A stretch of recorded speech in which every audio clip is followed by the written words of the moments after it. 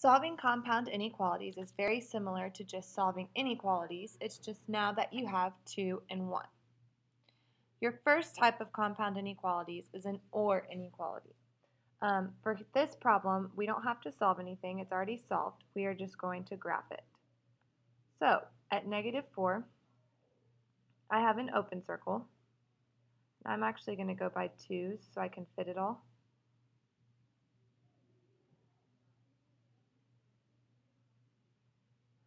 So at -4, I have an open circle because my inequality is not underlined. X is less than -4, so less than means I go to the left. At 8, I have an open circle also because it's not underlined. X is greater than 8, so we shade to the right. This is an OR inequality, and ORs typically go out because it is either less than -4 or greater than 8. It cannot be both. Here is an example of an AND inequality. This happens when it's connected like this because X is both greater than -2 and less than 3.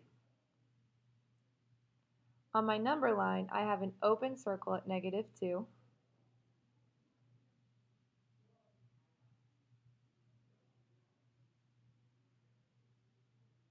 And a lot of people think that they need to shade to the left here, but X is actually greater than -2. The alligator is eating the X. X is greater.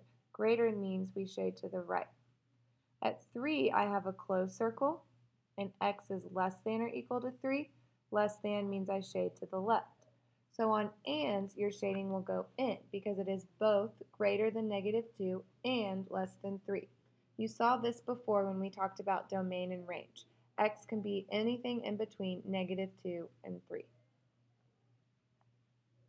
Now, when you are actually solving these, you are just going to solve them completely separate. So, for example, 2x plus 3 is less than 9. I'm going to draw in my algebra wall and get x by itself. So, to get rid of plus 3, I'm going to subtract 3 on both sides. 2x is less than 6. To get rid of the 2, that is 2 times x, so the opposite is to divide 2. And we have x is less than 3. That's the first half of my answer. On the second equation, I'm going to find the second half.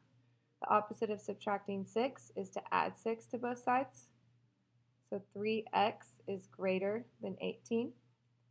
Divide both sides by 3, and we get x is greater than 6. This right here is my final answer. X is less than 3 or x is greater than 6. When I graph this on a number line,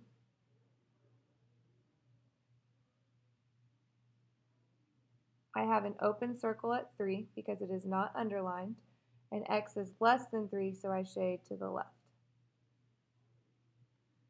At 6, I also have an open circle because it's not underlined. X is greater than 6, so I shade to the right. The last example I'm going to do is an AND problem. When you have an AND problem, it is all connected. I really recommend drawing in 2 algebra walls where your inequality signs are. Your goal here is to get P by itself in the middle, so we need to get rid of everything around P. So my first step here is to distribute the 5. 5 times 3p is 15p. 5 times -2 is -10. The -15 on the left stays the same. The 20 on the right stays the same. Now to get p by itself, the first step is to add 10 in the middle. Whatever you do in the middle, you have to do on the outsides as well. So I'm adding 10 to everything. -15 plus 10 is -5.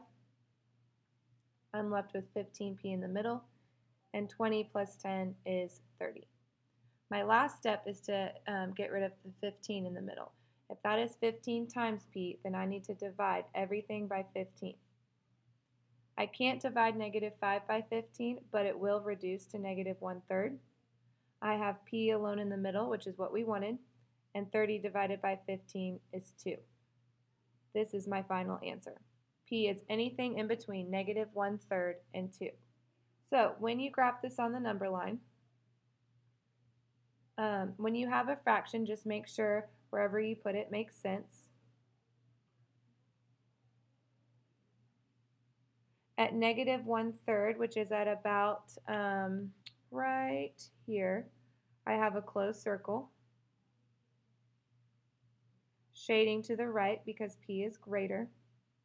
At 2, I have an open circle because it's not underlined, and P is less than, so I shade to the left. P is anything in between negative 1/3 and 2.